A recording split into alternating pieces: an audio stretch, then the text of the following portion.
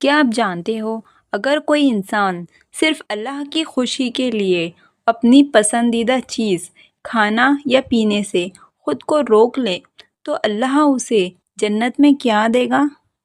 ذرا سوچئے، جس چیز کی آپ کو سب سے زیادہ خواہش ہو اور آپ اسے صرف اور صرف اسی لیے چھوڑ دے کیونکہ اللہ نے منع کیا ہے، تو حدیث میں آتا ہے جو انسان روزے میں یا کسی بھی حالت میں اپنی خواہش کو اللہ کے لیے روک لیتا ہے تو پھر اللہ تعالیٰ اسے جنت کے پھلوں سے کھلائے گا اور جنت کی پاک شراب سے اسے سیراب کرائے گا۔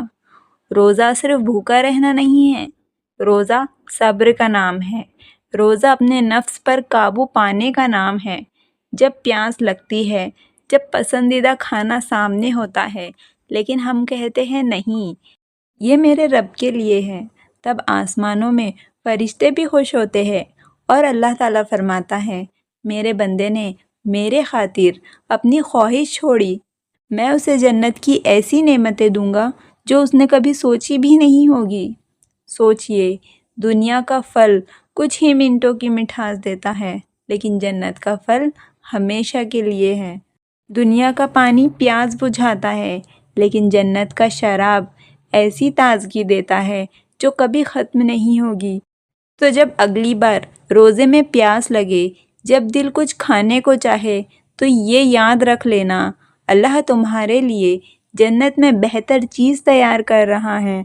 اور سوچئے، جب انسان اکیلا ہوتا ہے اور کوئی دیکھنے والا نہیں ہوتا، فریج میں ٹھنڈا پانی رکھا ہوتا ہے، ٹیبل پر پسندیدہ چیزیں رکھی ہوتی ہے، لیکن پھر بھی ہم اپنے ہاتھ روک لیتے ہیں صرف اس لیے کہ میرا رب دیکھ رہا ہے۔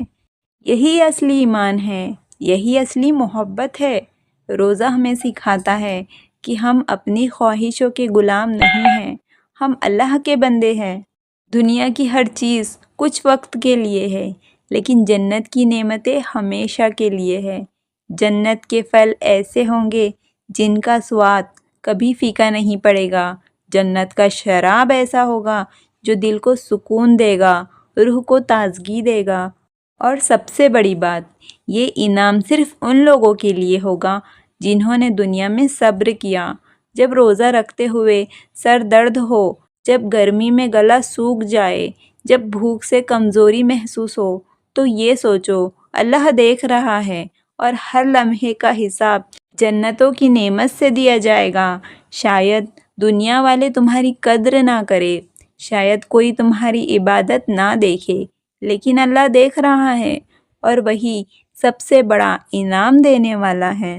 کئی لوگ ایسے ہوتے ہیں جو صرف دکھاوے کے لیے روزہ رکھتے ہیں، لیکن اصلی روزہ وہ ہے جو آنکھوں کا ہو، زبان کا ہو، دل کا ہو۔ اگر روزہ رکھ کر بھی ہم جھوٹ بولیں گے، غیبت کریں گے، نفرت پھیلائیں گے تو پھر ہمیں جنت کے پھلوں کی امید کیسے ہوگی؟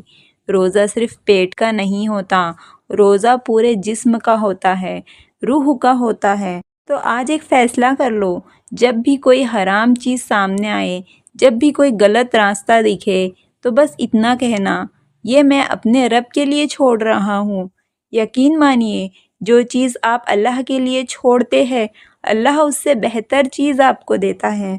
اور جس دن جنت میں داخلہ ملے گا نا، جب ہاتھ میں جنت کے پھل ہوں گے، جب جنت کا شراب ملے گا، تب دل کہے گا کاش میں نے دنیا میں اور زیادہ صبر کیا ہوتا۔